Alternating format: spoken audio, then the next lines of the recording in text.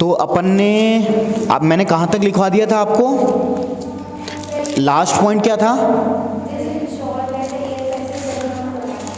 Okay, ठीक है ठीक है।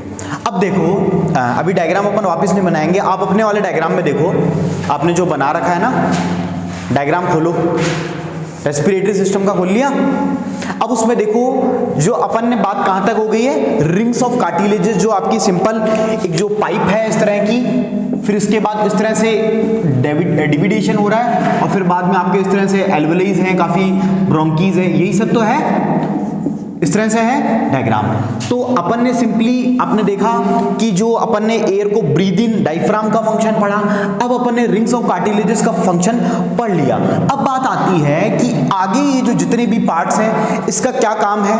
तो अब देखो, जब सिंपली अगर मैं बात करूं, सबसे पहले ब्रीद इन किया, तो ब्रीद इन किया मतलब मैंने बाहर से हवा को अंदर की तरफ लिया, तो अंदर की तरफ लिया, तो जो फाइनल जो टर्मिनेशन पॉइंट है वो इस एल्वेली में है। अब इसका काम क्या कर रहा है कि ये हकीकत में अगर इसका मैं एक ब्रॉडर व्यू बनाऊं तो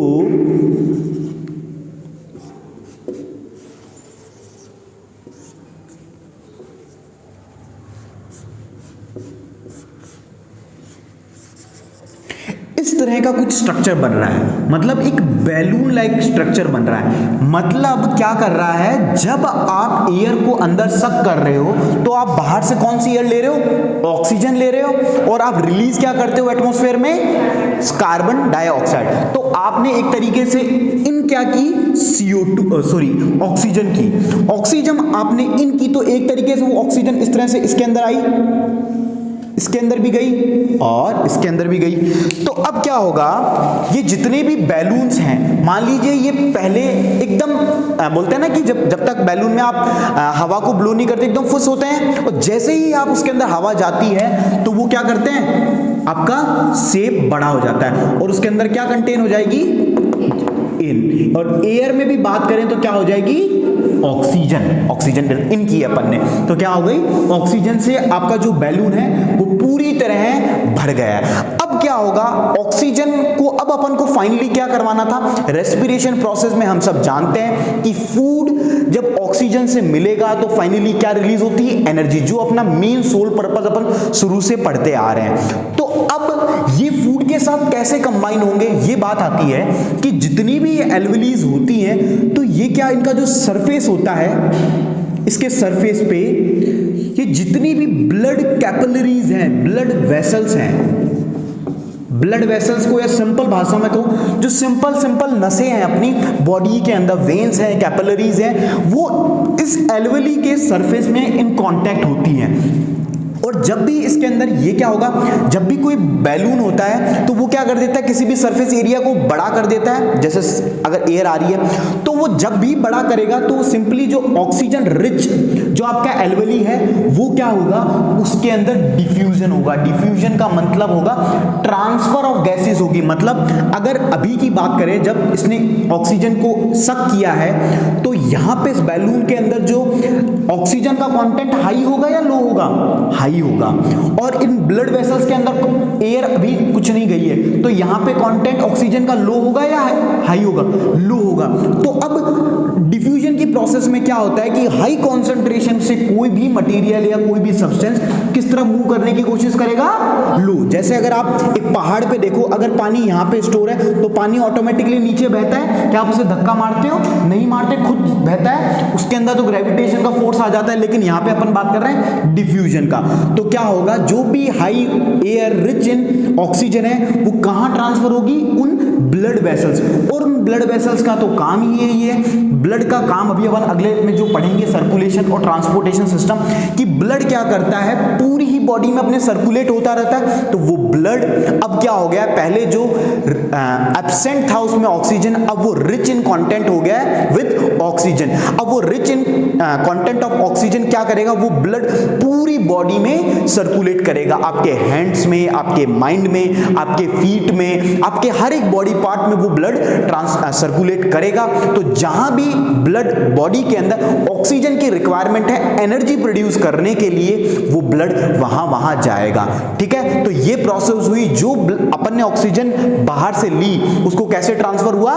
एल्वेली के थ्रू, जो सिंपली एक तरीके से फूली और उसने क्या किया, ब्लड वेसल्स को अपनी ऑक्सीजन दी। और ब्लड वेसल्स के अंदर जो सिंपली ब्लड था उसका तो काम ही, जो हार्ट है एक तरीके से मोटर है, मोटर क्या कर रही है? Pump pump pump pump in pump out, pump in pump out. अब क्या होगा? तो ये तो मतलब बॉडी, सपोज मेरे पांव के अंदर ऑक्सीजन की कमी थी तो क्या मेरा पांव में ऑक्सीजन पहुंच गया? अब क्या हुआ? ये तो बात थी कि जब अपन ने इनटेक करी, अब जब अपन आउट करेंगे किसको? कार्बन डाइऑक्साइड को, तो क्या होगा? अब सपोज मान लीजिए मेरे इस हैंड के अंदर, इस वाले फिंगर के अंदर ऑक्सीजन की कमी है, मतलब ऑक्सीजन की कमी है, और यहां पे किसका रिच हो जाएगा? जब ऑक्सीजन कम है तो कार्बन डाइऑक्साइड मतलब ज्यादा है यहां पे। तो अब यहां पे ऑक्सीजन को पहुंचाना है तो सिंपली पहुंच जाएगी। अब इसको मान लीजिए इस अंगुली में मेरे कार्बन डाइऑक्साइड ज्यादा है और मुझको इसको बॉडी से बाहर निकालना है, तो अब क्या होगा? अगेन जो आपकी मोटर है वो क्या करेगी? ब्लड को खींचेगी। ब्लड को खींचेगा कौन? हार्ट एक तरीके से मोटर है, तो वो इसका जो अंदर कार्बन डाइऑक्साइड वाला जो ब्लड है उसको खींचेगी, और वो खींच के क्या ले आएगी? आपकी अगेन इस एल्वेली पे वो ले आएगी, जहां पे क्या है? CO2 की मात्रा अब ज्यादा है, मतलब ब्लड वेसल्स में अब क्या है? CO2 ज्यादा है। अब ये CO2 ज्यादा ब्लड वेसल्स में है, लेकिन यहां पे CO2 नहीं है।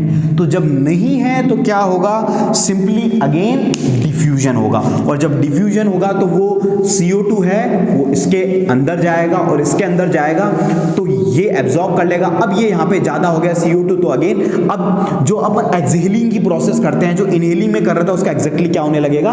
अपोजिट होने लगेगा। अपोजिट मीन मतलब अब आपका CO2 ऐसे बाहर निकल जाएगा और सिंपली आपके नोज के थ्रू होते हुए। और आपने पढ़ा भी था कल कि जब बॉडी गैसेस को एक्सहेल आउट करती है तो सिंपली आपका जो रिब केज का पूरा स्ट्रक्चर है वो उसको फोर्स भी करता है, मतलब आपकी चेस्ट कैविटी है उसका साइज क्या होता था? रिड्यूस होता था, श्रिंक होता था, और आपका जो भी है वो कॉन्ट्रैक्ट होके मतलब दबता था, तो दबेगा तो जो भी गैसेस है वो बाहर हो जाएंगी। और ये सारी प्रोसेस कहां पे हो रही है? एल्वेली में, है ना। या फिर एक इसका टर्म कहते हैं, इसको कंबाइन करके एल्वेलर सैक भी कहते हैं। सैक मतलब बोरी होती है, तो एक तरीके से इसका कॉम्बिनेशन एल्वेली सैक में, एल्वेलर सैक भी कह सकते हैं इसको। तो सिंपली किस में हो गया? एल्वेली। सिंपल तो एक यूनिट होती है एल्वेली, और कम कॉम्बिनेशन कह दो तो सैक में। तो अगर सभी को कंबाइन करके कहें तो जो एक्सचेंज ऑफ गैसेस है किसकी हेल्प से हो रहा है? एल्वेली। तो ये सिंपली क्या, एक बैलून लाइक स्ट्रक्चर है, ये फूलता है, एब्जॉर्ब होता है। तो जो लोग सिगरेट्स, तंबाकू ये सब करते हैं कंज्यूम, उनकी जो कैपेबिलिटी होती है इस एल्वेली की वो खत्म होने लग जाती है। सबसे इंपॉर्टेंट थिंग, एक तो उसमें जिस तरह से ये फूलना बंद होना, फूलना बंद होना, वो जो उनकी कैपेबिलिटी है वो कम होती है day by day, day by day. जैसे मान लीजिए किसी ह्यूमन में, ये कोई फैक्ट डेटा नहीं है, मान लीजिए 2000 एल्वेली थे, अब वो धीरे धीरे cigarette as the age increases तो उनकी जो कैपेबिलिटी है अब वो 1500 रह गई, कुछ दिन बाद 1000 रह गई। तो धीरे धीरे धीरे धीरे धीरे करते हुए जो उनकी कैपेबिलिटी है जो सांस को आउट करने की, इन लेने की, वो खत्म होती जाती है। और फिर वो एक टाइम ऐसा आता है कि वो पूरे ही ऊपर भी चले जाते हैं। और ये चीज एज के साथ भी होती है। जैसे लाइक कोई 80-90 ईयर का पर्सन है तो आप देखते होंगे, आपने कई लोगों को देखा होगा, कई लोगों को अस्थमा की प्रॉब्लम होती है, इवन होता है बच्चों में भी होती है, कई लोगों को एलर्जी सी होती है। अस्थमा एक अलग प्रॉब्लम है। और कई लोगों को सांस वो प्रॉपर, जैसे बूढ़े लोग होते हैं सांस नहीं ले पाते हैं, तो वो क्या होता है, उनका जो एल्वेली का फूलना बंद होना है उसमें जो जितनी पहले थी ताकत अब वो कम हो गई। एक तो एज के साथ होती है, और एक जो लोग एज से पहले होती है तो वो किसकी वजह से होती है? सिगरेट की वजह से, तंबाकू की वजह से, और इवन पॉल्यूशन की वजह से भी। अगर आप जैसे मान लीजिए, जैसे अभी दिल्ली का तो क्या नाम बदनाम है कि दिल्ली में बड़ा पॉल्यूशन है, इवन जयपुर में भी अगर आप देखो, आप जैसे मान लो आप कहीं बाहर जाते हो, लाइक बहुत भीड़ भाड़ है, वहाँ पे बहुत गाड़ियाँ चल रही है, तो आपको ऐसे सफोकेटिंग सा लगता है ना कि ऐसे मतलब सांस नहीं आ रही है, मिट्टी उड़ रही है, धूल मिट्टी उड़ रही है, बहुत सारी गाड़ियाँ जा रही है, आपको गर्मी सी भी लग रही है क्योंकि भाई वहाँ से गैसेस निकल रही है, CO2। तो आप, और एक आप किसी जंगल में, मतलब एक खाली जगह है गाँव में एकदम खुला, तो वहाँ इजीली आपको सांस मिलती है कहाँ? तो वहाँ पे क्या होता है, तो वो भी तो आपके इसको खराब करेगी ना भाई। ये हकीकत में बना है किसके लिए?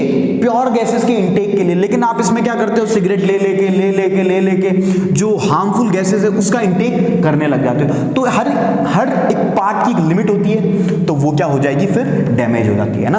तो इसलिए इन सब चीज़ों में अभी तो आप बच्चे हो, लेकिन जीवन में आगे जरूर ऐसा मौका आएगा, आपको ऐसी चीज़ें ऑफर होंगी, लेकिन हमेशा इनसे दूर ही रहना है, ठीक है ना।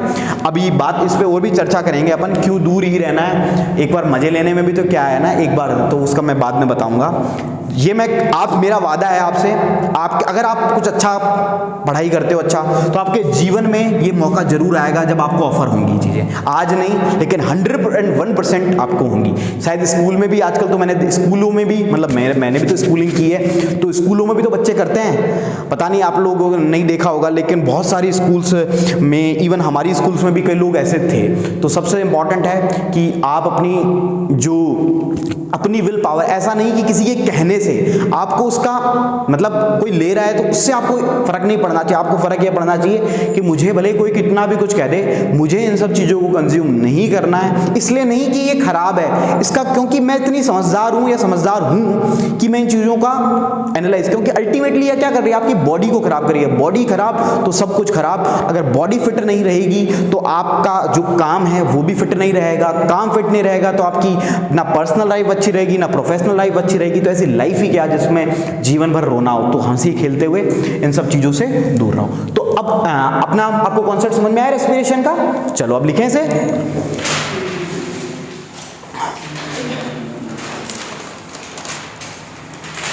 लिखिए, when the lungs comma the passage divides into smaller and smaller tubes which finally terminate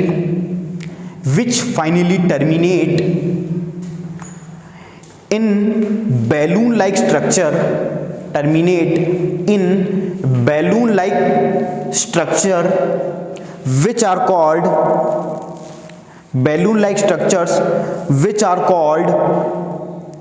alveoli, full stop. Alveoli provide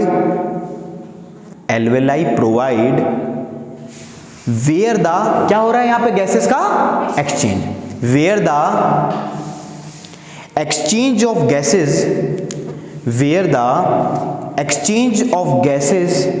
can take place, full stop. The walls of alveoli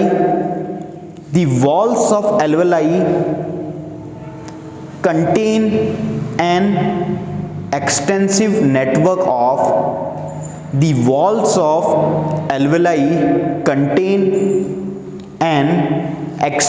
network of blood vessels.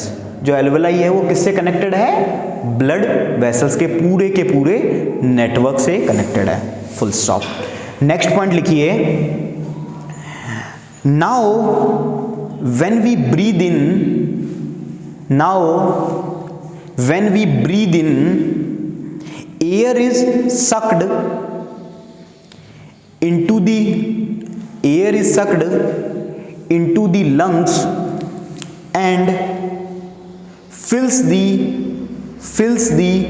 expanded alveoli,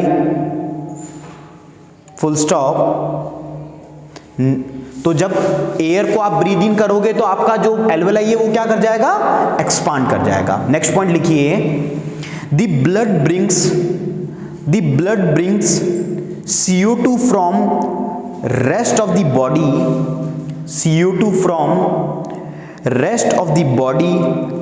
for release into the alveoli,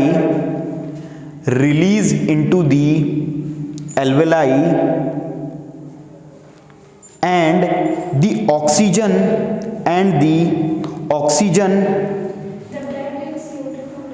rest of the body for release into the alveoli, and the oxygen in the alveolar, ठीक है ना, alveolar, ठीक है ना, alveolar, full stop, air is taken up by blood into the alveoli and the oxygen in the alveolar, into the alveolar, full stop,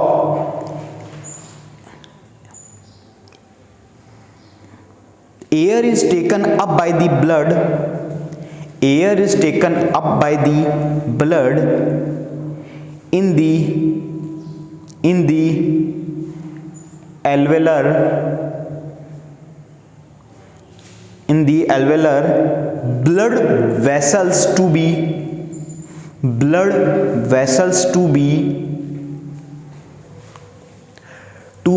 transported to all the cells of the body। तो blood vessels क्या करेंगी, particular जो cell है वहां पे उसको क्या करेगी, ट्रांसपोर्ट करेगी। नेक्स्ट पॉइंट लिखिए, during the breathing cycle, comma, when air is taken in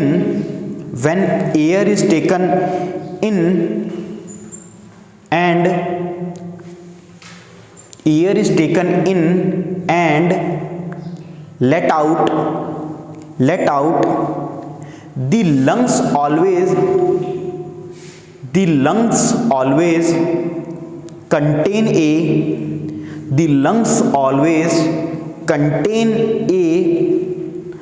residual volume of air,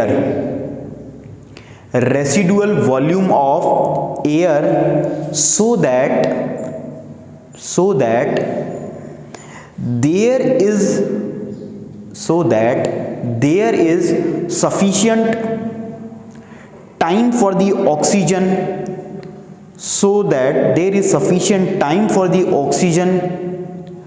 to be absorbed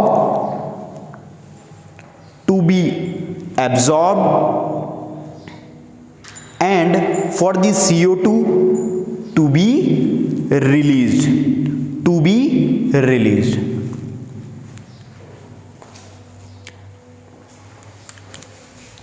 ये वाला जो पॉइंट ये क्या कह रहा है कि जब भी आप एक जो ब्रीदिंग साइकिल होती है, ब्रीदिंग साइकिल किसे कहेंगे, when we simply in breathing in and breathing out, है ना।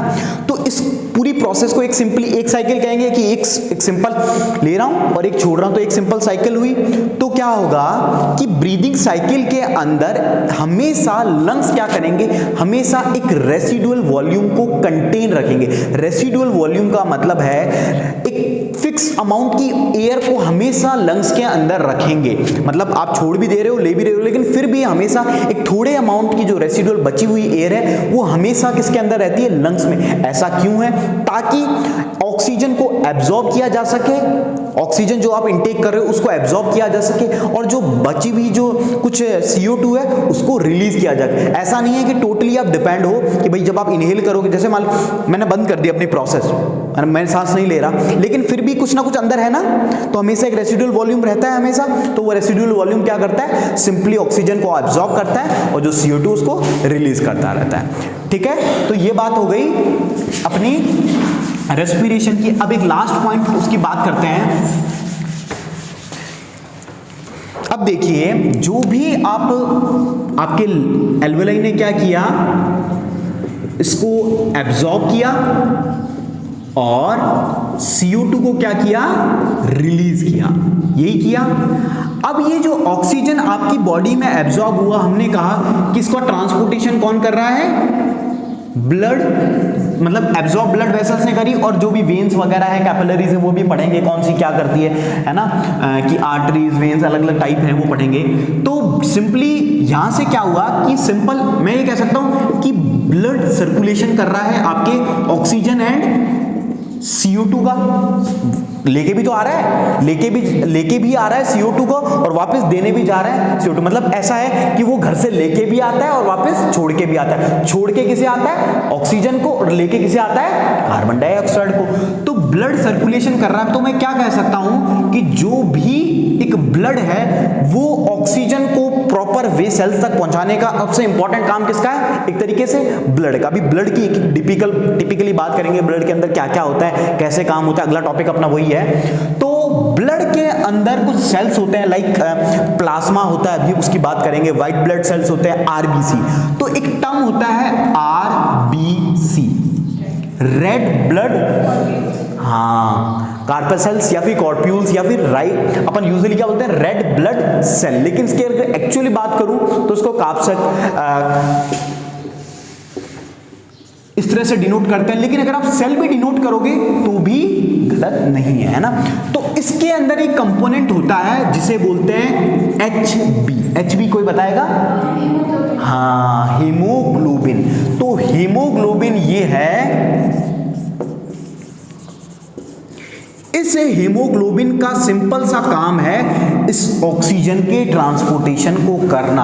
अगर ब्लड के अंदर सबसे पहली बात की जाए कि एल्वेली के अंदर ऑक्सीजन कौन करता है? ब्लड वेसल्स के थ्रू। उसके अंदर बात की जाए ब्लड के अंदर, ब्लड करता है टिपिकली ब्लड के अंदर बात की जाए RBC, और RBC के अंदर भी बात की जाए तो आपका हीमोग्लोबिन। इसीलिए ही कहते हैं कि haemoglobin is always rich in oxygen and it is used in the transportation of oxygen from the lungs to the cells. समझ में आई बात? तो कौन काम करता है? हीमोग्लोबिन। तो हीमोग्लोबिन एक सिंपली पिगमेंट है ना। जैसे आप बोलते हो हीमोग्लोबिन, जैसे मान लीजिए ये रेड, जो भी आपने ये पढ़ा भी होगा कि ब्लड लाल ही क्यों है भाई, व्हाइट क्यों नहीं है? तो वो इसलिए है क्योंकि इसके अंदर एक पिगमेंट प्रेजेंट है हीमोग्लोबिन का, और हीमोग्लोबिन का कलर है रेड। इस वजह से क्या है, इसका कलर रेड है। अभी इसकी चर्चा होगी तो आपको समझ में आया कि जो हीमोग्लोबिन पिगमेंट है वो क्या कर रहा है? ऑक्सीजन का ट्रांसपोर्टेशन कर रहा है। तो लिखिए, the respiratory pigments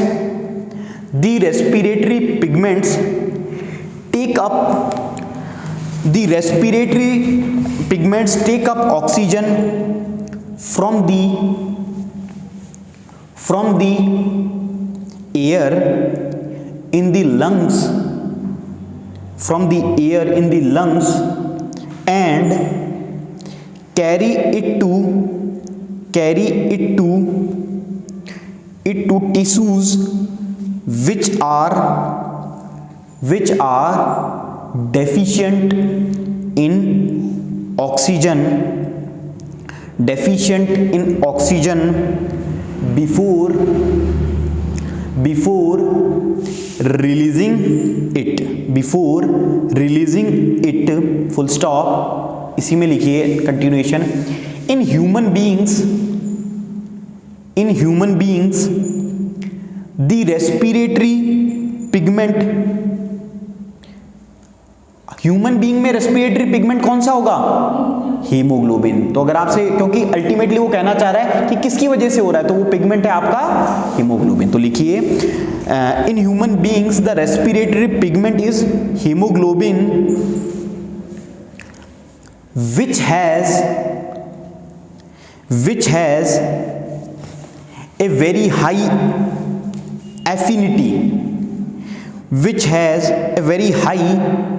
affinity for oxygen। Affinity का मतलब क्या है, कोई बताएगा? क्या?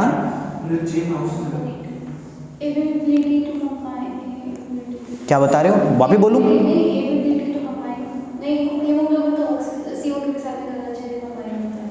हाँ, वो तो बहुत जल्दी सॉल्यूबल है। एफिनिटी पूछ रहा हूं मैं, एफिनिटी का मतलब क्या है मैं बोल रहा हूं?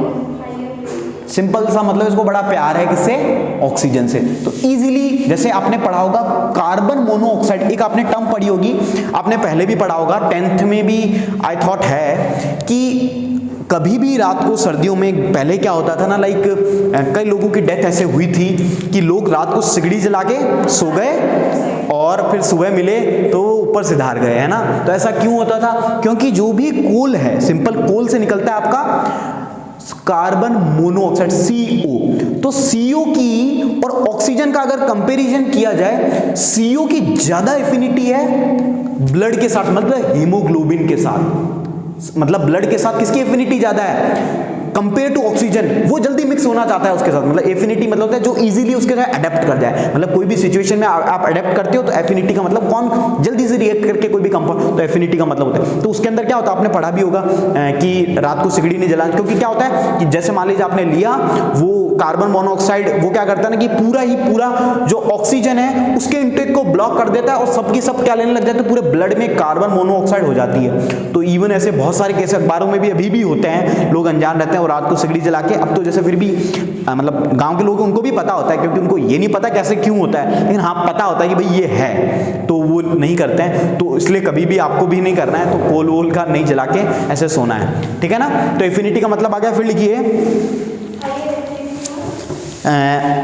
hemoglobin which has a very high affinity for oxygen। आगे लिखिए इसी में this pigment is present in the RBC, और RBC के ब्रैकेट में लिखिएगा रेड ब्लड कार्पसल्स, ठीक है ना, वो रही स्पेलिंग।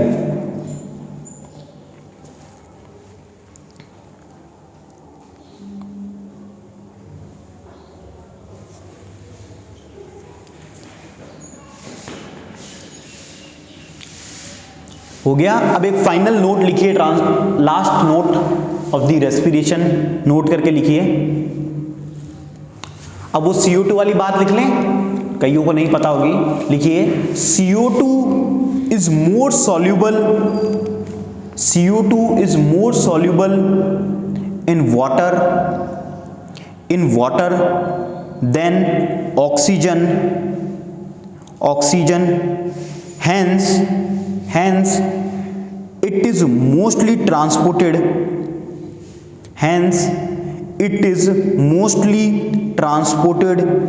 in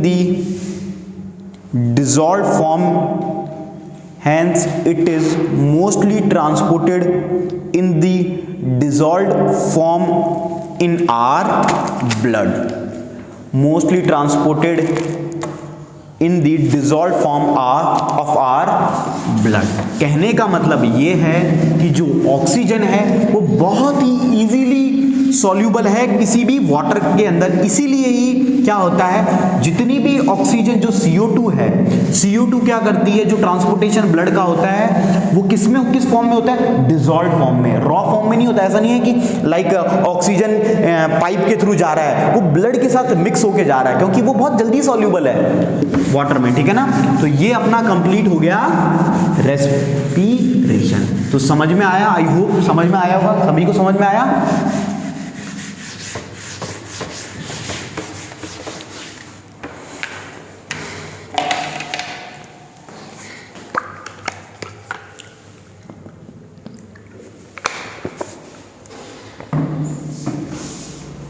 नेक्स्ट लिखिए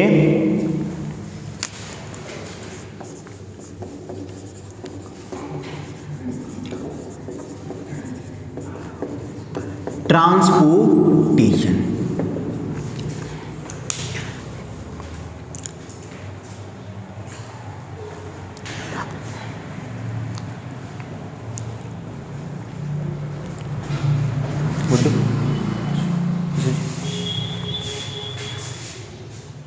अब देखिए ट्रांसपोर्टेशन का मतलब क्या होता है, सिंपल एक जनरल, हमेशा कोई भी चीज को जनरल पढ़ो। ट्रांसपोर्टेशन का मतलब क्या होगा, हाँ बिल्कुल गुड है ना, वेरी गुड। किसी भी एक चीज को, किसी भी वन थिंग को एक जगह से दूसरी जगह ले जाना, that is called as transportation.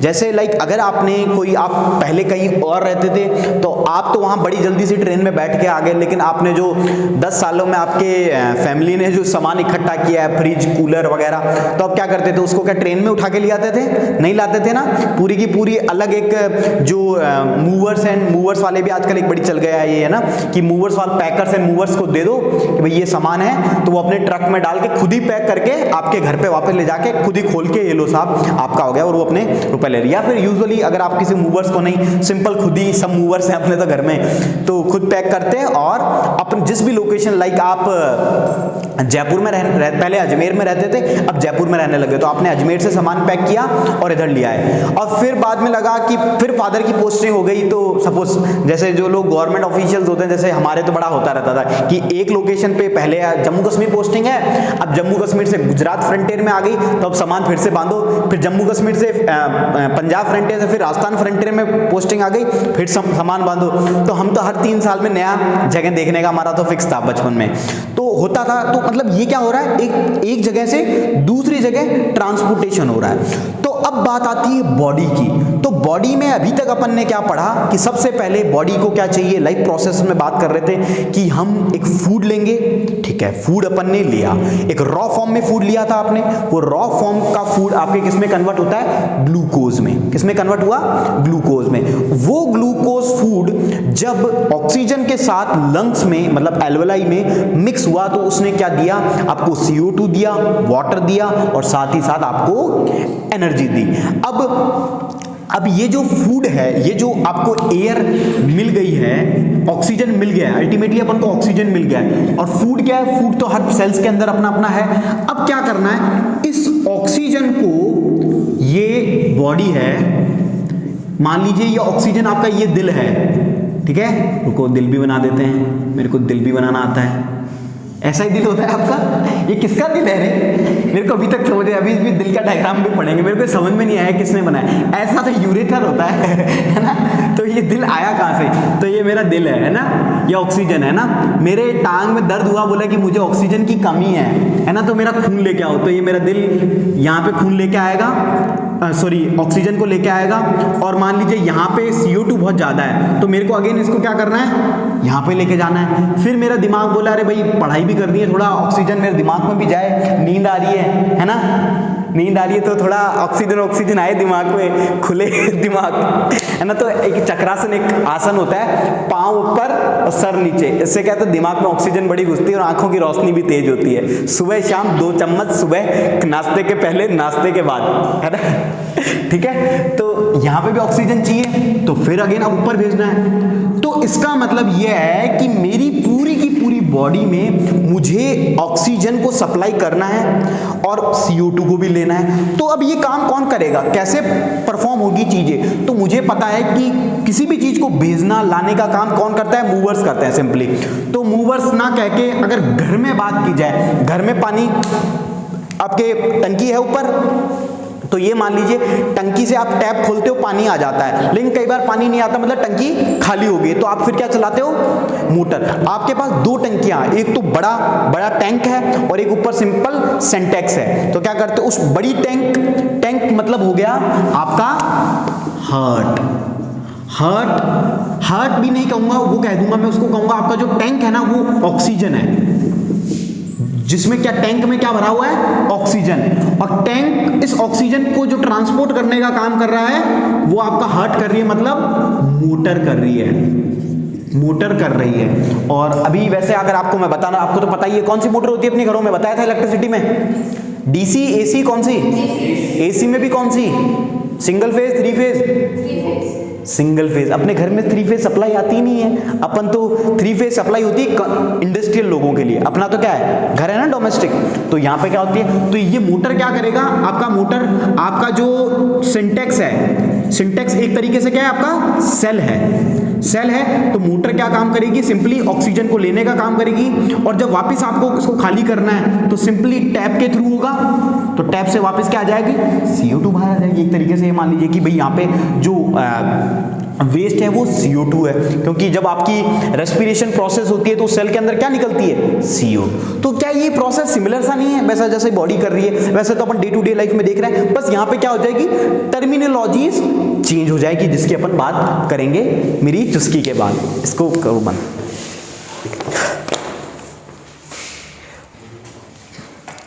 तो अब ट्रांसपोर्टेशन का मतलब आपको समझ में आया। अब नेक्स्ट हेडिंग डालिए, इसी के अंदर है, इसमें अलग अलग पढ़ेंगे। ट्रांसपोर्टेशन इन प्लांट्स अपन पढ़ रहे हैं, ट्रांसपोर्टेशन इन ह्यूमंस।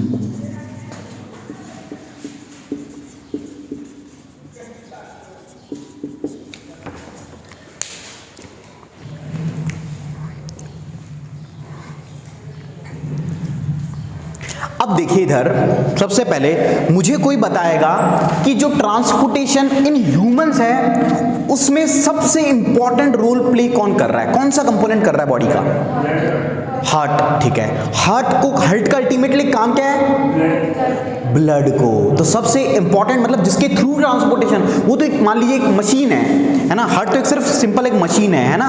तो दुनिया बोलते हैं ना कि मेरे को दिल से बड़ा अच्छा लगता है ना, अरे दिल का तो काम ही नहीं है, दिल का तो काम मोटर है ना, ये दिल से नहीं आपको दिमाग से अच्छा लगता है ना, तो दिल में कोई फीलिंग होती ही नहीं है, लेकिन ये वो मूवीज के थ्रू होने लगा है। तो अब बात समझ में आई कि ब्लड को सिंपली क्या करना है? सर्कुलेट करवाना है, तो ब्लड इंपॉर्टेंट रोल प्ले करेगा।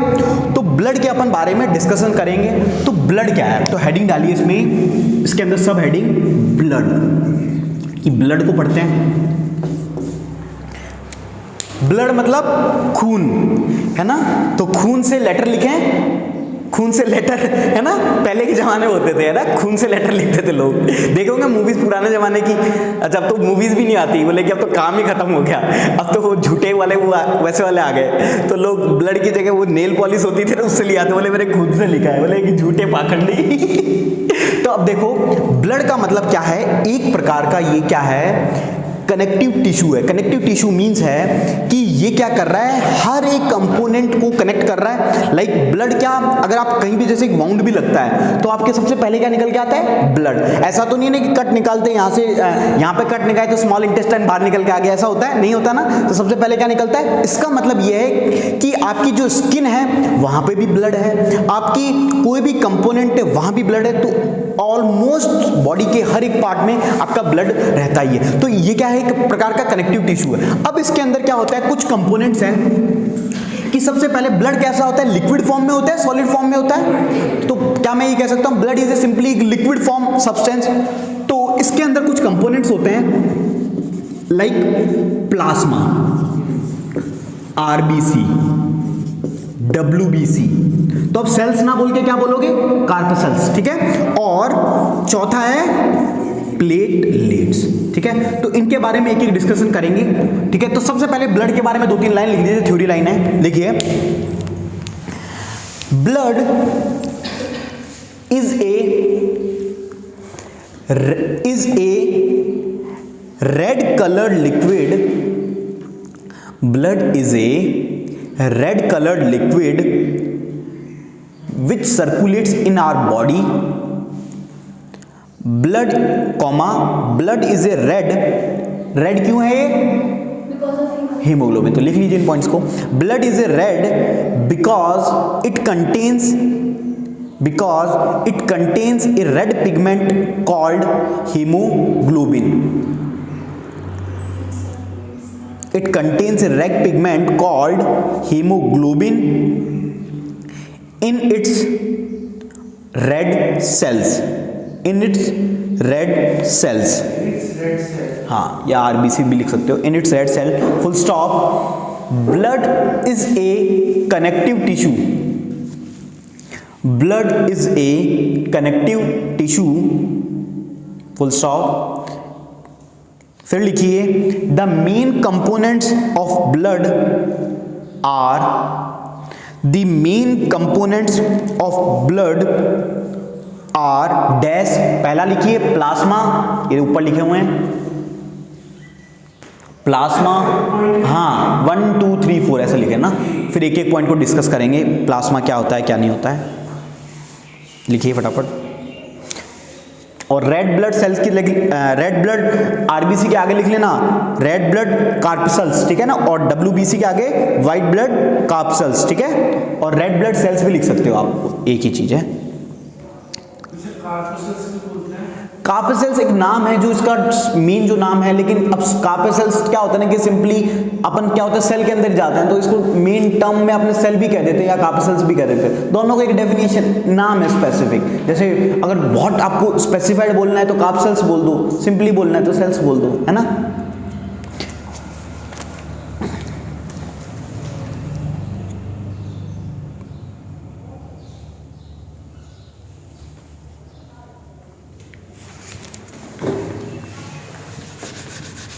लिख लिया था ना। अब देखिए, अब हेडिंग डालिए, छोटी सब हेडिंग प्लाज्मा। अब प्लाज्मा क्या होता है उसके बारे में बात करते हैं अपन।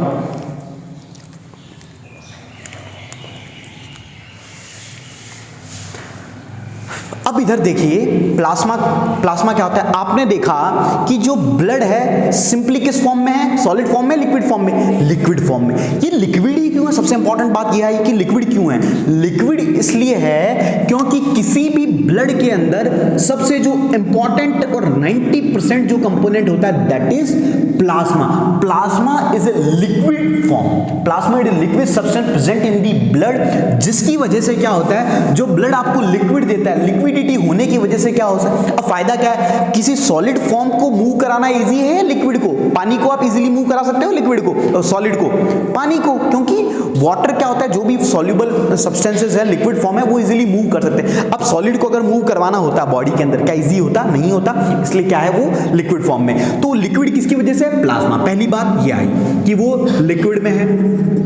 दूसरी बात कि जो लिक्विड है इसके अंदर क्या कंटेन है, प्लाज्मा के अंदर लिक्विड तो है, यही प्लाज्मा वो सब्सटेंस है जो आपकी ऑक्सीजन को कंटेन करता है, आपकी CO2 को कंटेन करता है, आपके जो फूड को इधर से उधर ले जाने का, ब्लड के अंदर भी तो मुख्य होता है, कौन अपन ने पढ़ा था, फूड को, और साथ ही साथ जो वेस्ट प्रोडक्ट्स हैं। आप कहते हो जो किडनी है वो अल्टीमेटली काम क्या करती है, ब्लड को प्यूरिफाई करती है। तो ब्लड के अंदर क्या है भाई, इंप्योरिटीज हैं, और वो इंप्योरिटीज हकीकत में किसमें है, प्लाज्मा। तो प्लाज्मा समझ में आया कि ये लिक्विड है, और ये क्या कैरी करता है, oxygenated blood, deoxygenated blood, food को कैरी करता है, वेस्ट प्रोडक्ट को कैरी करता है, ठीक है। तो ये होता है आपका प्लाज्मा, ठीक है ना। तो ये होगी प्लाज्मा। चलो प्लाज्मा के बारे में लिख लीजिए, एक एक करके लिख लेते हैं।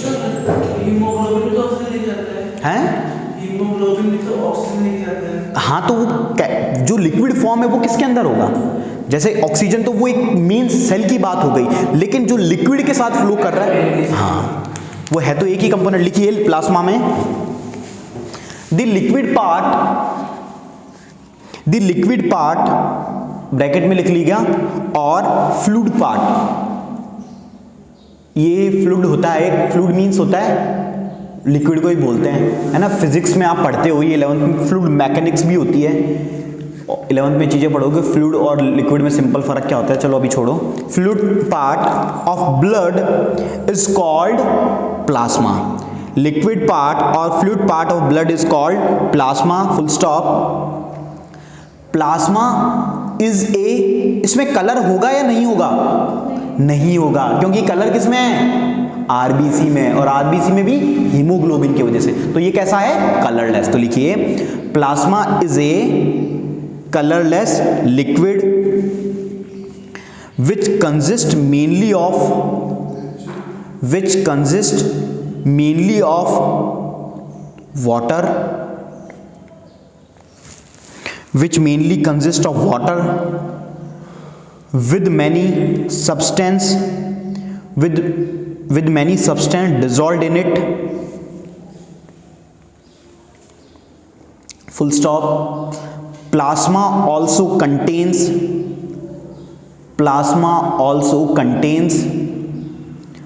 dissolved substances such as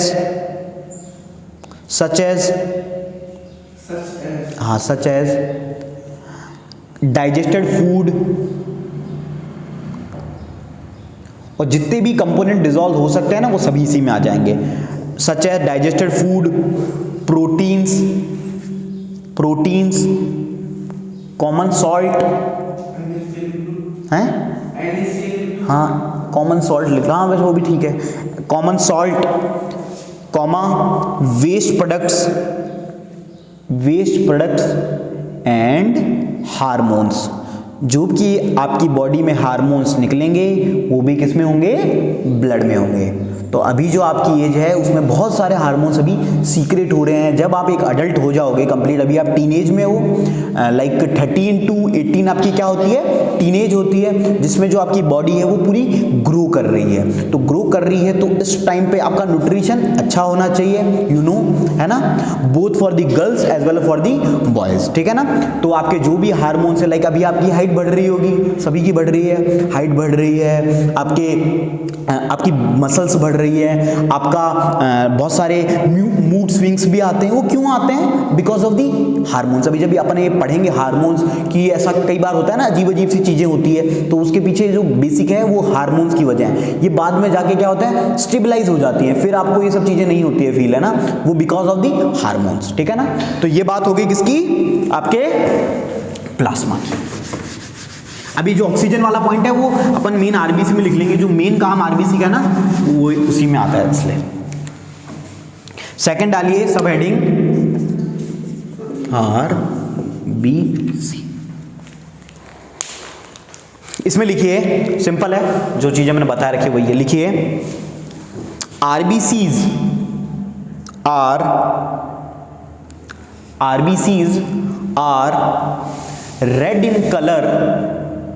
red in color due to the presence of, किस लिए Vishwajeet,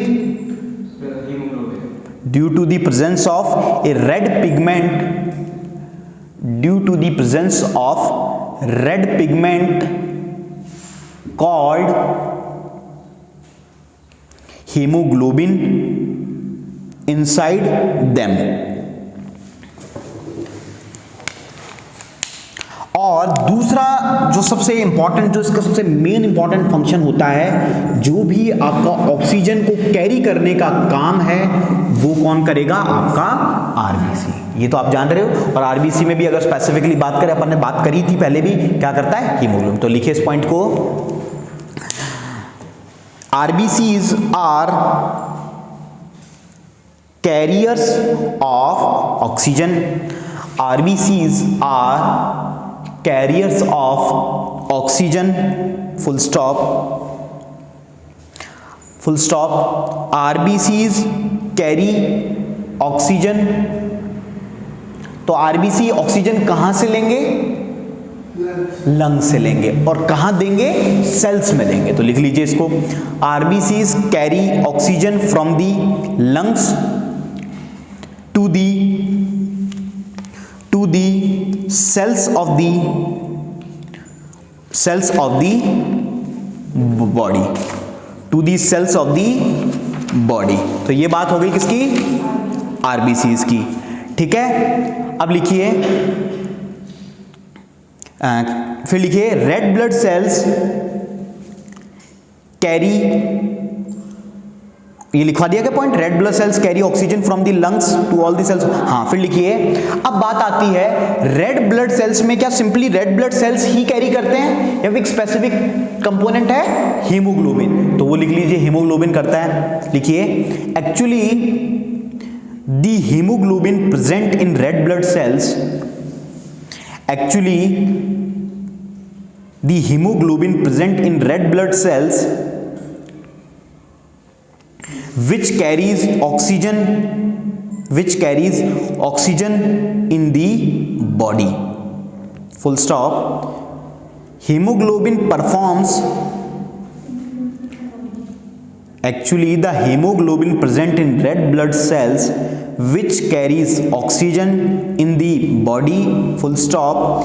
hemoglobin performs a very important function of, hemoglobin performs a very important function of carrying oxygen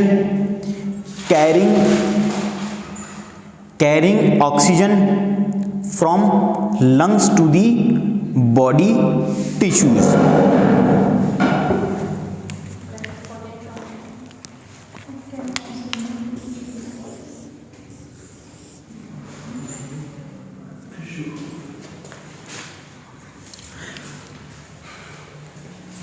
हो गया। अब देखिए, अब रेड ब्लड सेल्स के बारे में और डिस्कशन करते हैं कि आरबीसी में और क्या क्या बातें होती हैं। अब बात आती है, आपने आरबीसी को अपने स्कूल में कभी पढ़ा होगा, आपको कभी स्कूल में माइक्रोस्कोप से दिखाया है आरबीसी को? दिखाया है? कभी नहीं दिखाया? हमने तो 5th स्टैंडर्ड में देख लिया था। हैं? चीक सेल कैसे? किसी का चीक काटा था? किसका? मैंने खुद का ही निकाल लिया। गजब बेइज्जती है मैडम की, है ना। तो अब देखो क्या होता है कि इसको जब आप माइक्रोस्कोप से ऑब्जर्व करते हो तो आपने एक मिठाई खाई होगी बालूशाही, सुना नाम? बालू सुना है? मिठाई भी नहीं खाई, जीवन में किया क्या? मिठाई तो खाया करो दबा के। शादियों के जब पंडाल लगते हैं ना तो टूट पड़ा करो, जो मिले कुछ छोड़ना नहीं। कभी घर आके जैसे वालों दो साथ जाते हैं तो वालों एक ही कोई कार्ड आया तो स्कूल में आके, अरे भाई पहले क्या होता था, लाइक जब छोटे थे, अब तो मतलब बिल्कुल अब तो वो स्टैग्नेंट हो गए, अब तो मतलब अच्छा भी नहीं लगता इवन खाना। तो स्कूल में बोले अरे भाई शादी है कल आ जाना, तो हम क्या करते, कार्ड मेरे आता था, जाते हम सारे थे, तो हम जाते तो फिर बोलता है कि अरे तूने वो पेटीज खाई थी? बोले पेटीज भी थी क्या शादी में? अरे पागल, वही तो अच्छी चीज थी, वही तूने नहीं खाई। तो ऐसे कोई भी चीज छोड़ दी थी, है ना। फोकट का थप्पड़ और फोकट का खाना कभी छोड़ना नहीं चाहिए, है ना। ऐसे हमारा डायलॉग चलता था। तो वहां पे एक मिठाई होती है बालूशाही। बालूशाही क्या होती है, सिंपल, अब मैं कैसे बोलूँ, किससे बनती है? मैदा से बनती है क्या, है ना। वो आटे टाइप की होती है, मीठा सा होता है, इस तरह से होता है, गोल गोल सा ना, आटे की फॉर्म में, है ना, अच्छी लगती है ना। तो मैंने भी ना पहली बार ना 7th स्टैंडर्ड में खाई थी, गुजरात फ्रंटियर में, गुजरात में फादर की पोस्टिंग थी तब। तो क्या होता है कि वो उस फॉर्म में होती है बालूशाही की, मतलब एक जो रेड ब्लड सेल्स है वो सिंपली बालूशाही, एक गोल है। चलो मैं आपको दिखाऊंगा, है ना, मेरे पास फोटो है, अभी तो नहीं, अभी कल दिखाऊंगा, लैपटॉप में दिखा। याद आ गई? हाँ अच्छा, अब जूम क्या करोगे बालूशाही में? जूम मत करना इस बार। पापा को बोलना, पापा आधे किलो बालूशाही ले आओ, है ना, तो अपना समझ में आ जाएगा कॉन्सेप्ट। तो अब देखो, जो आरबीसी है वो सिंपली कैसा स्ट्रक्चर होता है, सर्कुलर स्ट्रक्चर होता है, और इस तरह बालूशाही भी इस तरह से होती है, मतलब एक गोल और फिर थोड़ी सी दबी हुई, इस तरह से होता है। तो इस तरह से कंटिन्यूसली हजारों मिलियंस ऑफ, अगर आप एक सिंपल सा एक वाउंड भी अगर आप निकालोगे, एक ड्रॉप ब्लड की, उसमें मिलियंस आपको दिख जाएंगे। तो क्या करते हैं कि जो आरबीसी का सेल है, इसके अंदर देयर इज नो न्यूक्लियाई। सबसे इंपॉर्टेंट बात, न्यूक्लियाई ही नहीं है किसके अंदर, आरबीसी के अंदर। अब न्यूक्लियाई नहीं होने से क्या फायदा हुआ, क्या नुकसान हुआ? अब न्यूक्लियाई नहीं होने की वजह से क्या होता है, ये हर बॉडी के अंदर हर 4 मंथ के अंदर मर जाते हैं। मतलब जो भी सेल्स बने आरबीसी किसी की बॉडी के अंदर, वो हर 4 महीने में खत्म होने ही होने हैं, और अगेन न्यू आरबीसी बनना है। मतलब एक तरीके से क्या कहना हुआ कि नया खून जनरेट होना है। मतलब मेन जो पर्टिकुलर जो ब्लड के अंदर क्या है, आरबीसी। तो हर 4 मंथ के अंदर न्यूक्लियाई नहीं होने की वजह से क्या कर जाते हैं, ये सेल डाई हो जाते हैं और अगेन वापस जनरेट हो जाते हैं। हर अगेन फिर 4 महीने बाद बंद हो जाते हैं, फिर जनरेट हो जाते हैं। अब ये जनरेट कहाँ होते हैं? तो आपने एक टर्म सुनी होगी, bone marrow. Have you heard this term? Bone marrow कहाँ होती है? बोन मैरो अपनी यहां नहीं होती है। हाँ, वेरी गुड। बोन मैरो, आपने एक मूवी देखी होगी क्रिस 3 थी 2 थी, उसकी बोन मैरो नहीं होती है। तो मतलब उसकी कमर ही, मतलब एक तरीके से कमर में होती है इधर की तरफ, ये जो पूरा हिस्सा होता है ना, बोन मैरो नहीं होती है। तो उस बोन मैरो में जो आपका पीछे वाला हिस्सा है, यहां पे होती है आपके बोन मैरो। इसको बोलते हैं, जो आपका पीछे का स्ट्रक्चर होता है ना, लाइक इस तरह से होता है ना, तो ये यहां पे बोन मैरो होती है। तो जो आपके आरबीसी को जनरेट करने का काम किसका है? बोन मैरो का। तो हर 4 महीने में ये सेल जैसे डैमेज होते हैं, अगेन नए बन जाते हैं, अगेन डैमेज होते हैं, फिर नए बन जाते हैं। इसलिए ही कहते हैं कि जब ये डैमेज ही होने हैं आरबीसी, तो किसी का भला हो जाए। इसलिए बोलते हैं ब्लड डोनेशन सबसे बड़ा डोनेशन में काउंट होता है। क्यों होता है? क्योंकि 4 महीने बाद तो ये खुद ही डैमेज हो जाता। अगर इस ब्लड की वजह से किसी की हेल्प हो जाए, कोई एक्सीडेंट सर्वाइवर है उसकी हेल्प हो जाए, कोई कैंसर सर्वाइवर है, या कोई भी पेशेंट है, क्योंकि ये तो 4 महीने में एक जो हेल्दी पर्सन है उसके 4 महीने में डैमेज होंगे, फिर से बन जाएंगे, फिर डैमेज होंगे। तो अगर आप किसी को डोनेट कर देते हो, अगर मान लो हर साल में में कितनी बार कर सकते हो? आप 3 बार डोनेट कर सकते हो इजीली, क्योंकि फिर नए बन जाने। तो आपने देखा होगा अगर आप डोनेट करके भी आते हो, मैंने किया हुआ है, तो डोनेट करके आओगे ना तो आपको वहाँ थोड़ा सा एक दिन थोड़ी सी मतलब ऐसे थकान सी लगेगी, थोड़ी बहुत, ज़्यादा नहीं, और फिर अगले दिन आप वापस। लेकिन जब ये इसको बोलते हैं, इससे फायदा क्या होता है? इससे आपका माइंड भी रेजुविनेट होता है। रेजुविनेट मीन्स होता है कि अगेन और एक्टिव हो जाना, क्योंकि नए सेल्स बॉडी में बन गए हैं, है ना। तो क्या होता है, जैसे मान लो आपके खूब लगी, तो कई बार आपने देखा होगा जैसे छोटे छोटे होते थे, कोई कट लग गया तो आपका आधा डेढ़, बोले कि 1.5-2 कप तो गिलास निकल गया, तो मम्मी चिल्ला रहे इसका तो आधा 1.5-2 गिलास तो खून अभी निकल गया है ना, बोले कि पूरी की पूरी बाल्टी बह गई। तो वो क्या हो गया, वापस जैसे वो वाउंड फिल होगा वापस जनरेट हो जाएगा due to this in bone marrow. तो अगर ये चीज डैमेज होनी है तो अगर आप इसको डोनेट कर देते हो तो फायदा है ना।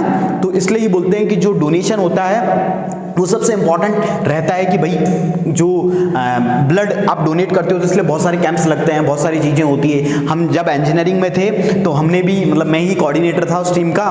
तो हुआ क्या कि मैंने पहली बार, मैं 2016 की बात है, when I was in final year, तो हमने कहा कि ब्लड डोनेशन कैंप करते हैं। तो मैंने बोला ठीक है, मैं तो फिट हूँ पूरा। तो हुआ क्या कि खून मैंने डोनेट किया, तो डोनेट करने के बाद अब मतलब जैसे मेरा लिया, तो मैं तो बड़ा जो उसमें क्या आपको एक वो पंप सा देते हैं ना, येलो से, उसको मतलब एक बॉल होती है बहुत स्माइली वाली बॉल। तो वो क्या होता है कि ऐसे पंप करते हो, थोड़ा ताकत से वो जाते हैं। तो उसमें क्या होता है, यूनिक ब्लड, ऐसे नहीं कि 1-1.5 किलो निकाल लिया जितना मर्जी, वो हर बॉडी के हिसाब से निकालते हैं, उसमें हीमोग्लोबिन भी नापते हैं। तो अभी आपने जैसा कभी आप ब्लड रिपोर्ट करा के आते हो, जैसे आपने एक रिपोर्ट करा के आते हो आप अपने ब्लड की, तो उसमें बहुत सारी चीजें आती लिखी हुई, आरबीसी, डब्ल्यूबीसी, प्लेटलेट, कभी देखना मम्मी की या किसी की मिल जाए तो लिखी होती है ना। तो हीमोग्लोबिन भी लिखा होता है। तो यूजुअली हीमोग्लोबिन का रेंज होता है, गर्ल्स के अंदर हीमोग्लोबिन कम होता है। इसका रीजन क्यों होता है ये मैं आपको बताऊंगा जल्दी। हीमोग्लोबिन, क्योंकि जो विमेंस होती है उनके अंदर जो लॉस है ब्लड का वो ज़्यादा हो जाता है, जिसकी वजह से क्या होता है, उनका हीमोग्लोबिन यूजुअली जो सबसे बड़ी एक प्रॉब्लम आती है विमेंस में, दैट इज कि उनका जो हीमोग्लोबिन है ना वो बहुत कम रहता है ना। हीमोग्लोबिन कम रहने की वजह से उनको सिकनेस होती है, बहुत सारी चीज़ें रहती है। तो यूजुअली 11 अगर 12 भी होता है तो एक अच्छा मानते हैं। मेंस के कंपेयर में, मेंस का एक नॉर्मल अगर कोई बंदा है तो उसका 12 तो 13 तो होता ही है, 12-13 तो आराम से होता है। तो मेरा निकला था 15.6। तो मैं बोला भाई अपने तो खून फुल है, ऐसी कोई घमंड नहीं किया कभी, है ना। तो बोले तो हमने खून दिया, तो मैंने जैसे ही ब्लड डोनेट किया तो फिर क्या होता है ना कि एक चाय मिलती है, कॉफ़ी मिलती है, एक केला मिलता है और एक जूस मिलता है। चलो भैया अब केला जूस मिलेगा, इसको एंजॉय करते हैं। तो मैं एक जैसे आपको दिया, फिर आप एक दूसरे रूम में केला चाय वाय पीते हो, तो मैं कॉफ़ी पी रहा था, इतने मेरे को मतलब नींद सी आ गई। मतलब नींद मीन्स मैं बैठ गया था जी हकीकत में।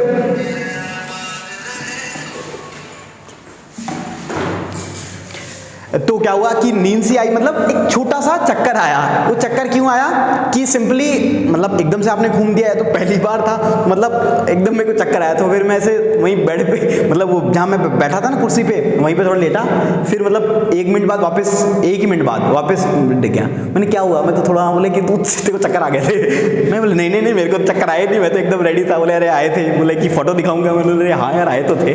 तो मतलब वो थोड़ा सा होता है, तो शायद ऐसा मतलब किसी के साथ नहीं होता, लेकिन हाँ हो गया। तो फिर मेरी गजब बेइज्जती हुई जहाँ मैंने झूठा कॉन्फिडेंस दिखाया ना, तो फिर मेरी गजब बेइज्जती हुई। तो ऐसा होता है, कई बार हो जाता है। तो फिर मतलब वैसे कुछ नहीं होता। तो फिर एक मैं उस दिन शाम को करने के बाद शाम को दौड़ के भी आया था। मतलब घूमने, जो मेरा रूटीन है ना घूमने का, वो मतलब 2012 नहीं 13 से ऐसा ही कोई शायद ही कोई दिन हुआ होगा जिस दिन मैं घूमा ना हूँ शाम को, है ना। तो अपना तो फिक्स रहता है घूमना, चाहे कुछ भाई सुबह नहीं घूमा शाम को घूम लूँगा, शाम को नहीं घूमा रात को घूम लूँगा, रात को नहीं घूमा तो कभी भी घूम लूँगा, लेकिन घूमूंगा जरूर। तो ऐसा होता है। तो ब्लड डोनेट करना चाहिए। तो अभी जैसे यूजुअली मैंने आपको बताया विमेंस का लाइक 11 to 12 होता है। आप देखना रिपोर्ट, आपकी कोई मदर की पुरानी रिपोर्ट दिख जाए, या कभी जाओ ना तो नोटिस करना, वहाँ प्लेटलेट्स काउंट्स भी मिलेंगे आपको, आरबीसी। तो ऐसे ऑब्जर्व किया करो, हर चीज़ रटने की नहीं है। डब्ल्यूबीसी भी देखा करो, प्लेटलेट। हाँ फिर आपने डेंगू, अभी डेंगू के बारे में प्लेटलेट्स पर है ना, प्लेटलेट गिर जाते हैं। तो यूजुअली प्लेटलेट्स कितने होने चाहिए, 1 से 1.5 लाख, मतलब एक नॉर्मल। लेकिन मेरे थे 2.5 लाख, है ना। नहीं 2.5 या 4.5 लाख तक होने चाहिए, मेरे थे 6 लाख, है ना। तो मतलब अच्छे खासे थे।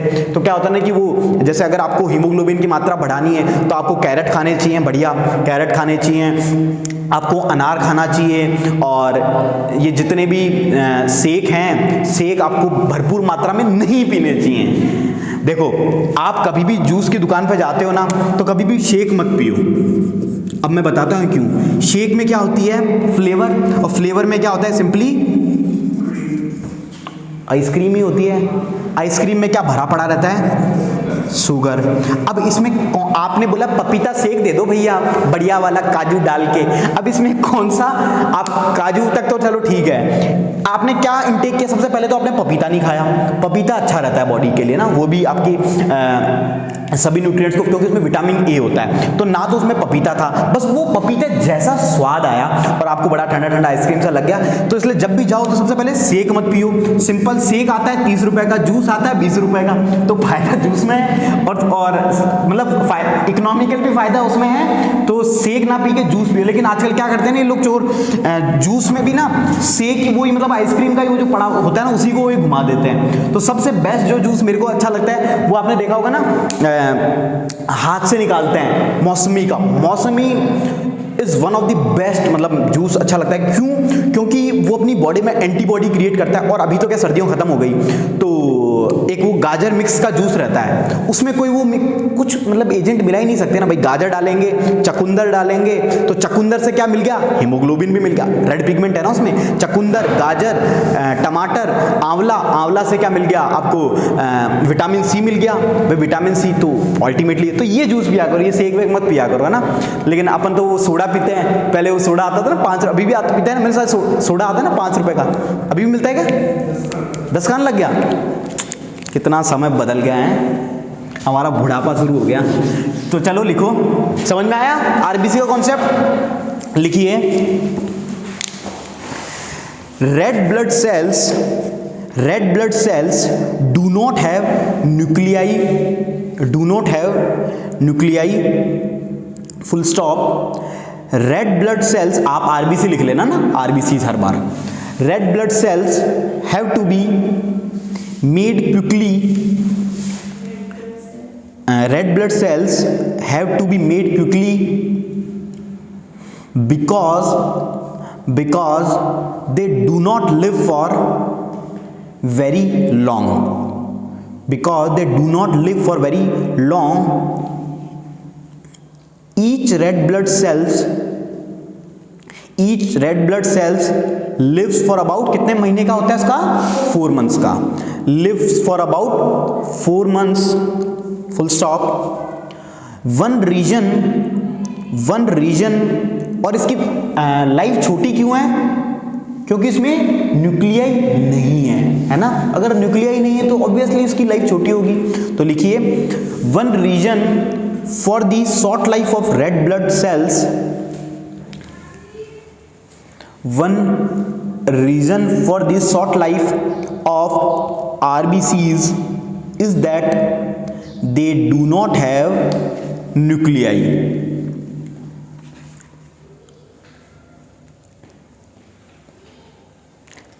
और डोनेट करने की एज क्या होती है? मिनिमम 18 होती है ना। तो अभी आप डोनेट नहीं कर सकते हो ना, क्योंकि अभी आपकी बॉडी को भी रिक्वायरमेंट है खुद को, क्योंकि अभी क्या हो रहा है, अभी आपकी बॉडी ट्रांसफॉर्म हो रही है। तो अभी आप अभी नहीं कर सकते। आपके फादर कर सकते हैं, मदर कर सकते हैं। मदर तो क्या करेंगे, खुद ही कम रहता है, क्योंकि वुमेन्स में सबसे इंपॉर्टेंट प्रॉब्लम यही है, क्योंकि वही काम धाम में अपनी हेल्थ का तो ध्यान रखते नहीं हैं, तो उनका तो खुद ही कम होता है। खुद अगर एक थोड़ा सा सुई लग जाएंगी, धमकी जैसे गिर जाएंगे, है ना। सब मम्मी को मत बोलना, पापा को मैं भी बोल सकते हो अगर फिट हैं तो, है ना। तो लिखिए, so when we donate blood to save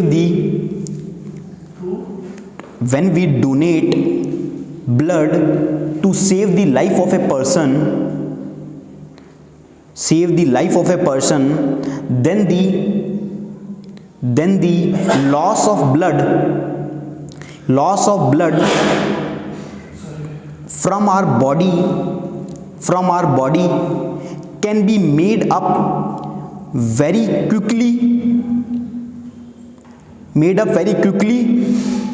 within a day, मात्र एक दिन में ही, within a day, full stop. This is because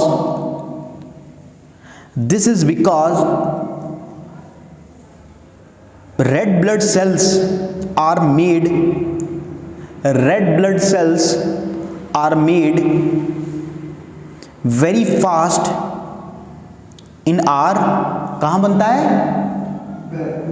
bone marrow, है ना, इन आर बोन मैरो। फिर लिखिए नोट करके, अगर किसी भी ब्लड के अंदर सबसे ज्यादा सेल्स कौन से होंगे, आरबीसी, ठीक है ना, तो लिख लीजिए, इस पॉइंट को नोट करके लिख लीजिए, most of the cells in the blood are red blood cell या फिर सिंपल आरबीसी लिख लीजिए।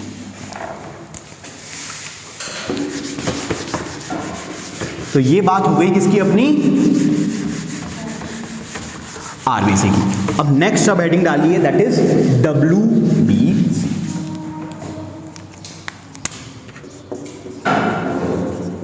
That is white blood cell. तो आरबीसी का मतलब समझ में आया, आरबीसी का काम क्या था, सिंपली ऑक्सीजन को ट्रांसपोर्ट करना with the help of haemoglobin. अब देखिए व्हाइट ब्लड सेल क्या करते हैं अपने ब्लड के अंदर। अब व्हाइट ब्लड सेल की एक सबसे अच्छी चीज ये है कि जितनी भी अपनी डिजीजेज होती है छोटी मोटी, लाइक कोई भी छोटे मोटे वायरसेस हैं, तो इंसान की बॉडी में ऐसी अच्छी चीजें हैं कि वो खुद ब खुद उनसे लड़ सकती है एज ए वॉरियर, उनके खिलाफ इम्यून सिस्टम जो अपना है वो बनता है आपके डब्ल्यूबीसी से। डब्ल्यूबीसी सिंपली क्या करते हैं कि जो भी आपकी बॉडी के अंदर डिजीजेज होती हैं उनसे क्या करते हैं, फाइट करने का काम कौन करते हैं, आपके डब्ल्यूबीसी। तो ये क्या करेंगे, फाइट करेंगे, और जब फाइट करेंगे तो जिसका डब्ल्यूबीसी ज्यादा अच्छे से फाइट करेगा, लाइक, तो वो क्या होगा, उसका इम्यून सिस्टम और स्ट्रांग होगा। अगर कोई इम्यून सिस्टम स्ट्रांग कह रहे हैं तो क्या मतलब कहना चाह रहे हैं कि इसका मतलब ये है कि इसके जो डब्ल्यूबीसी हैं वो क्या, स्ट्रांग है। तो जब डब्ल्यूबीसी स्ट्रांग होंगे तो उसका इम्यून सिस्टम भी स्ट्रांग होगा। और इम्यून सिस्टम स्ट्रांग कैसे होता है, with the help of mental health, सबसे इंपॉर्टेंट फिजिकल हेल्थ। और फिजिकल हेल्थ साथ साथ फिजिकल हेल्थ भी रहती है, और आप गुड न्यूट्रिशन लेते हो, लाइक आप वो चीजें खाते हो, सेक नहीं पीते हो, है ना। तो ये सब अभी क्या होता है कि अपन क्या करते हैं कि देखो, कभी भी आप देखते हो, कहते हो कि जो पहले के लोग होते थे कि जैसे मौसम है अभी, जो बाहर एनवायरनमेंट है सर्दी का, लेकिन शादियों में चल रही है आइसक्रीम, तो अपन ने क्या कर रहे हैं, अपन बॉडी को कॉन्फ्लिक्ट दे रहे हैं, हर गर्म चाय के साथ आइसक्रीम खा रहे हैं। अब तो कॉम्बिनेशन ही हो गया है। स्कूलों में भी, कॉलेजेस में भी बच्चे इवन यही करते हैं, कोल्ड ड्रिंक ले ली, पार्टी कैसे होती है, आज किसी का बर्थडे है तो कोल्ड ड्रिंक ले ली और साथ में क्या ले ली, पेटीज, सिंपल। तो एक साथ तो आप गर्म खा रहे हो, एक साथ ठंडा खा रहे हो।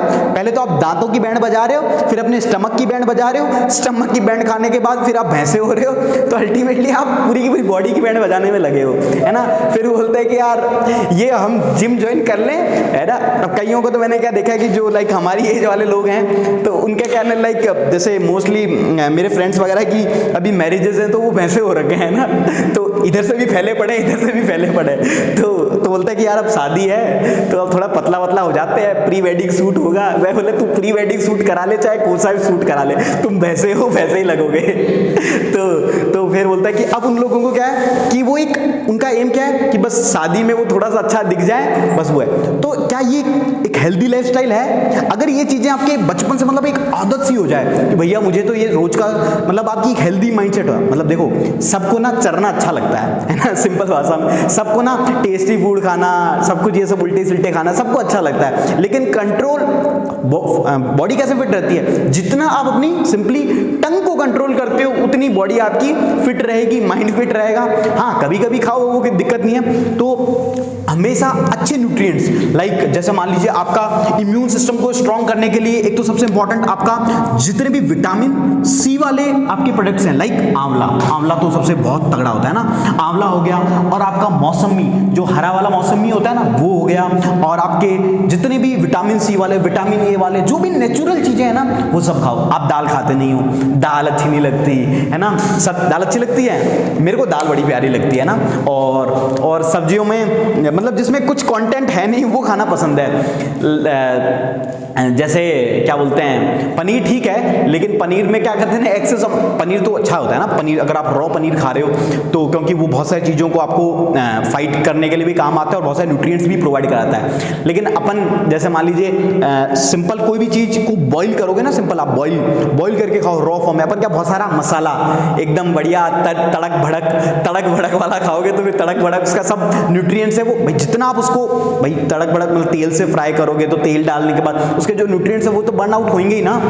तो ये सब चीजें हैं, तो समझ में आई। तो विटामिन सी की पता है एक अच्छी चीज क्या है, इसको आप कितना भी बॉईल करो, इसलिए बोलते हैं कि आंवला को ना आपने देखा होगा, कभी तो मम्मी बोलती है चूरन की फॉर्म में खा ले, कभी बोलती हैं कि इसको ना इसका मुरब्बा बनता है, मतलब मुरब्बा खा ले। तो ना ये इसकी एक अच्छी चीज है, विटामिन सी किसी भी फूड से कभी एवोपरेट होता ही नहीं है। आप इसको बॉईल कर लो, सब्जी की फॉर्म में खा लो, कच्चा खा लो। हमारे वहाँ थापर में पता है क्या है, वहाँ जंगल है पूरा, तो मैं क्या करता था 2 बजे बाद क्लास फ्री हो जाती थी तो अपना ड्रेस चेंज करी और फिर वहाँ निकल जाता, तो वहाँ क्या ऐसे लगे हुए हैं तो आंवला खा लिया, फिर एक जंगल आते जाते थोड़ा सा फिर वो बील वहाँ पे क्या ना गिर लग के नीचे गिर रहे हैं, कोई उठाने वाला ही नहीं है, मतलब वहाँ ऐसे जंगल का जंगल है ना पूरा, मतलब अंदर कैंपस के अंदर वो है ना, तो वहाँ पे ऐसे पड़े हैं तो बच्चे 2-4 ऐसे आंवले घूमते आंवले खा लिए ऐसे, तो ऐसे खा लेते थे। और वहाँ पेड़ मतलब बहुत सारे, वहाँ बहुत पेड़ हैं, तो मतलब ऐसे खा लो। तो विटामिन सी कभी एवोपरेट नहीं होता, इसलिए तो आप इसको सब्जी की फॉर्म में भी खा रहे हो, सब्जी की फॉर्म से भी ये जलता नहीं है। लेकिन विटामिन ए जैसे इसको आप गर्म करते हो तो खत्म। तो आप सोचोगे नहीं मेरे को तो ना गाजर खाना अच्छा नहीं लगता, इसका ना हलवा बना दो, हलवा विटामिन ए जैसे ही बॉईल हुआ सब हलवा हो गया वो, है ना। तो कुछ चीजें रॉ में तो सबसे बेस्ट होता है कि बेटा अगर आपको गाजर खाने तो जूस खा लो, गाजर को कितनी खाओगे, 10 गाजर खाते खाते आपके ये दर्द करने लग जाएंगे जॉ, ठीक है। तो वाइट WBC का मतलब समझ में आया, इम्यून सिस्टम को स्ट्रॉन्ग कर रहा है। और जो ये फूड्स होते हैं इसके अंदर आपको जो ब्लड की जो चीजें हैं वो उनसे इनटेक होती है। तो लिखिए, तो क्या मैं इस WBC को क्या कह सकता हूं, बॉडी का फौजी कह सकता हूं। तो it is the soldier of our body, ठीक है ना। तो सोल्जर स्ट्रॉन्ग होना चाहिए कि नहीं होना चाहिए, ठीक है। हाँ फौजी बनना है कि नहीं, अच्छा शाबाश। चलो भाई लिखो, लिखिए। और जितने भी इंफेक्शंस होंगे उनसे कौन लड़ेगा, आपका WBC। तो लिखिए, white blood cells fight infection and protect us from diseases full stop. This is because white blood cells help to fight against germs and other foreign bodies which causes diseases, ठीक है। फिर लिखिए इसी में next point. अब WBC क्या करता है कि किसी भी इसको जर्म से किसी भी इंफेक्शन से फाइट करना है तो ये क्या करता है, बॉडी में आपने एक टर्म सुना होगा, बड़ा कोरोना में फेमस भी हुई चीजें, एंटीबॉडी। तो ये क्या करता है, कोई भी बीमारी के लिए हाँ अभी आपको मैं एक एग्जांपल देता हूं। आपके बचपन में कभी चिकन पॉक्स हुआ है, किसी का नहीं हुआ, फिर मेरी गजब बेइज्जती है, मेरे हुआ है ना, सारे के सारे बुरे काम मेरे साथ हुए हैं ना।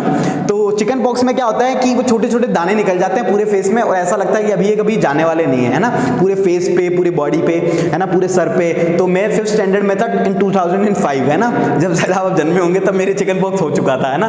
तो हुआ, तो होने के बाद क्या होता है कि ऐसा माना जाता है कि जब एक बार मेरे हो गया ये बीमारी तो क्या होता है कि बॉडी क्या करती है, उस वायरस का, उस बैक्टीरिया का एक एंटीबॉडी प्रिपेयर कर लेती विद इन दी बॉडी। मतलब अगर मान लीजिए मेरे एक प्रकार की कोई बीमारी हुई तो बॉडी क्या करेगी कि अगली बार ये बीमारी ना हो तो उसके लिए क्या उसने प्रिपेयर कर ली, एंटीबॉडी। अब वो एंटीबॉडी क्या काम करेगी, अगली बार वो बीमारी ना आए, इसलिए वो एंटीबॉडी हमेशा अपने बॉडी में हो गई। तो जैसे मान ली मेरे एक बार स्मॉल पॉक्स हो गया तो अब वापस नहीं हो रहा चिकन पॉक्स, मतलब वापस नहीं हो रहा। क्यों नहीं हो रहा? क्योंकि बॉडी में क्या क्रिएट हो चुका है? एंटीबॉडी क्रिएट हो चुका है। तो एंटीबॉडी किसने क्रिएट किया? सिंपली WBC ने। तो एंटीबॉडी का फंक्शन समझ में आया?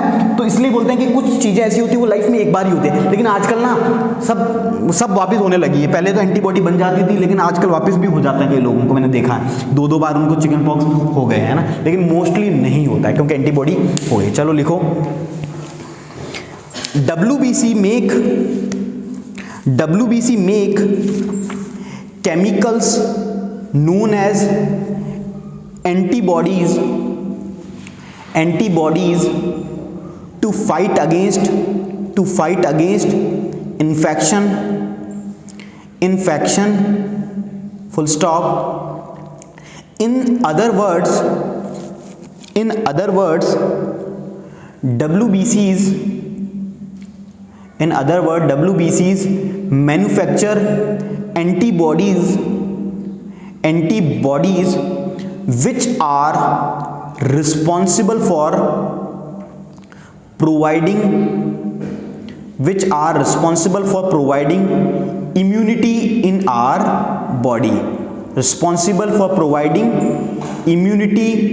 our body, और इसके ब्रैकेट में लिख लीजिए due to which we are protected from disease and